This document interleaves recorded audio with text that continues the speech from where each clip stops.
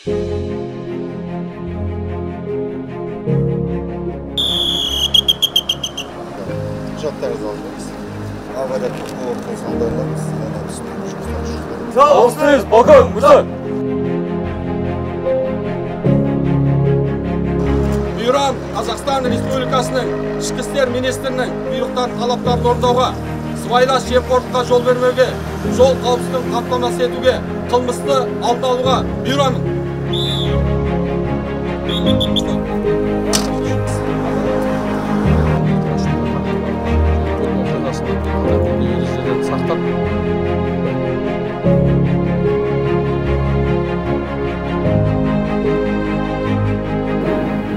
Қауіпсіздік жол профилактикалық шара өтуде, республикалық көлемде 1 айлық.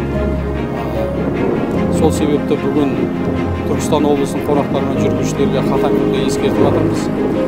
Біздің мақсатымыз жол қауіпсіздігін қамтамасыз ету, және де жүргізушілерге айтатынымыз қатаң түрде жол ережесін сақтап, жол ережесін қатаң түрде сақтаңыздар, жылдамдықты асырмаңыздар, маневр жасамаңыздар, қарсы уақытқа шықпаңыздар.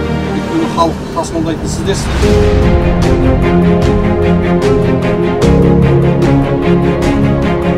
Жол ережесін қатаң түрде сақтаса деп ойлаймыз. Өйткені бүгін 30 әкімшілік хаттама түзіліп, оның ішінде 12 ресей автокөлігі, бір сақтандыру полисі жоқ, ақылы айыптұраққа қойылды.